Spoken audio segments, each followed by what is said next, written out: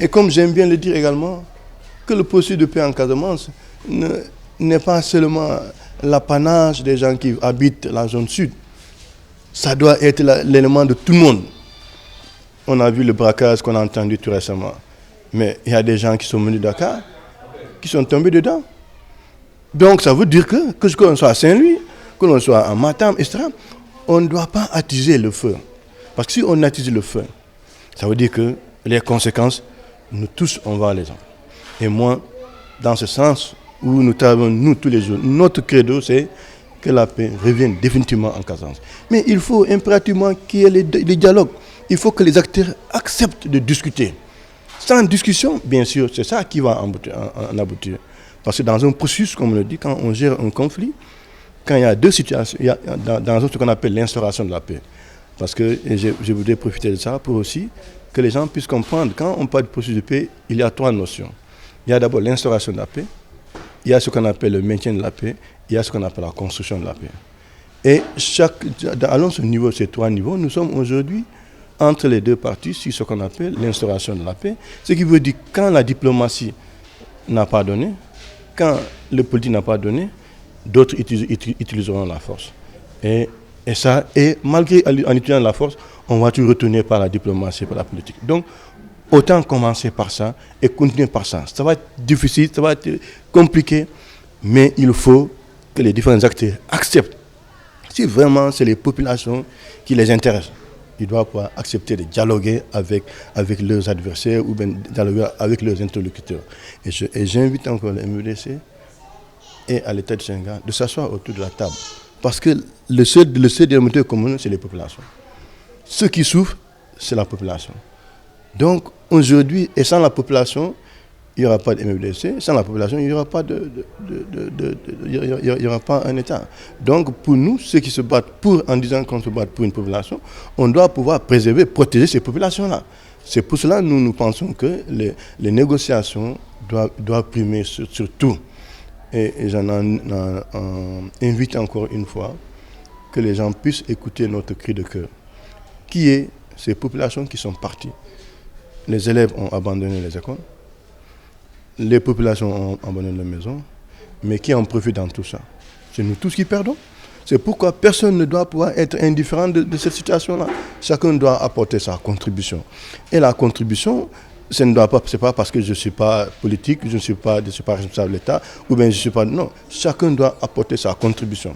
Et j'en profite pour dire encore une fois, inviter pour la communication. La manière dont on communique dans les réseaux sociaux, mais on communique pour faire mal à qui? Mais en communiquant comme ça, mais bien sûr, on est en train d'attiser le feu. Et bien sûr, cette situation est créée, mais finalement, qui en partie, c'est nous tous qui en souffrons. Ceux qui peuvent voyager ne pourront plus voyager à des heures comme ils veulent. Ceux qui voulaient venir ne pourront plus venir.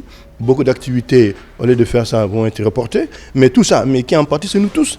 C'est pour cela que personne ne doit être indifférent.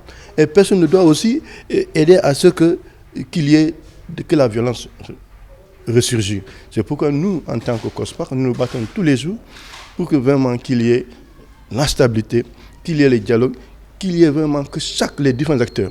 Et je voudrais profiter de l'occasion. Et également ceux qui demandent aux acteurs de ne pas accepter d'être ensemble, que cela n'arrange personne. Parce que si aujourd'hui, nous sommes battus en tant que la COSPAC pour amener les ailes politiques à se retrouver, à être ensemble pour discuter avec l'État, faciliter le processus. Mais nous avons rencontré des difficultés. Et aujourd'hui, ceux qui n'ont pas souhaité que les autres soient ensemble, mais doivent avoir des cas de conscience de ça qui se passe aujourd'hui. Parce que si les gens avaient accepté ce que nous, on a proposé, depuis 2 ans derrière, je pense qu'aujourd'hui, les négociations allaient se poursuivre. Et je voudrais encore réitérer notre demande pour que MFDC, à travers la faction de salut et l'État du Sénégal, surtout autour de la table des négociations et reprendre leurs négociations qu'ils avaient auparavant. Parce que quand il y avait des négociations à Saint-Décision, nous on était très contents. Donc aujourd'hui, ça nous honore pas. Mais on souhaite vraiment qu'il y ait une issue heureuse. Donc maintenant, pour les populations, les déplacés et les réfugiés, on souhaite vraiment que que chaque acteur, celui qui peut apporter sa contribution pour assurer le minimum des bien-être de ces populations-là, qu'elles soient. Mais et que on voit dans les plus brefs délais que la zone soit stabilisée et que ces populations-là puissent retourner dans leur maison d'antan et reprendre. Et que les élèves qui aujourd'hui ont quitté l'établissement puissent d'ici un mois pouvoir reprendre l'école et avoir tenté des chances comme tout le monde. Vraiment, c'est notre souhait. Notre souhait, celle d'hier, d'aujourd'hui et après-demain, ce sera encore toujours l'appel au dialogue. Et il n'y a aucun conflit. J'aime bien donner l'exemple de l'Ukraine. Au moment où ça chauffe, les gens discutent. Mais ce processus-là, on ne doit pas décourager aujourd'hui à cause de ça. On doit continuer. C'est le moment, c'est maintenant qu'on doit mettre l'accent sur les négociations pour aller vers la table de négociation. Que ça soit partiel, mais l'essentiel qui est des négociations qui vont permettre à la stabilisation, à l'arrêt des violences, afin que tout le monde puisse en bénéficier. Parce que ce que l'on soit ici ou ailleurs, la situation de violence n'arrangerait personne.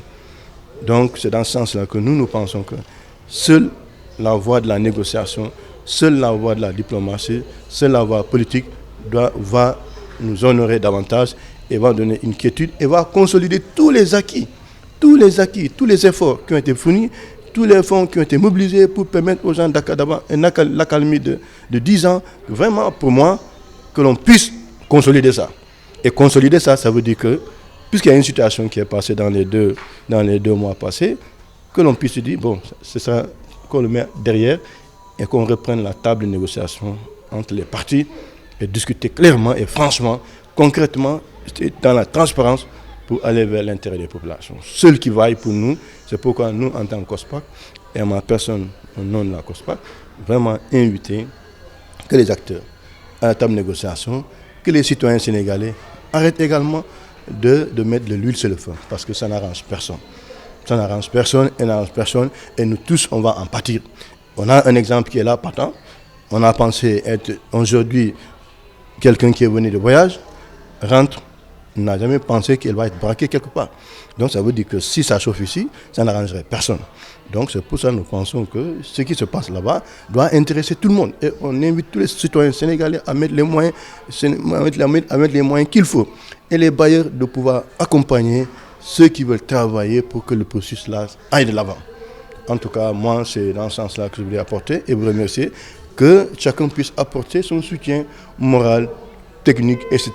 pour vraiment le bien-être des populations qui sont déplacées ou qui sont réfugiées. En tout cas, c'est une difficulté pour nous, mais notre souhait, on ne peut que lancer un appel aux partenaires qui accompagnent pour que vraiment ces populations-là puissent être accueillies aussi dans les zones où elles seront, bien accueillis et puissent faire un bon séjour là-bas et un jour pouvoir rentrer chez eux tranquillement dans la paix et dans la transparence, dans la quiétude et continuer leur vie. En tout cas, c'est notre appel à tous les acteurs et surtout au président de la République qui n'a ménagé aucun effort pour mettre le maximum en termes d'infrastructure, en termes de stabilité, etc., d'accalmie, avec les autres responsables, que vraiment cela soit consolidé pour que la Casamance, la zone sud puisse vivre tranquillement sa paix d'antan, sa stabilité et se tourner vers le développement économique. Merci beaucoup.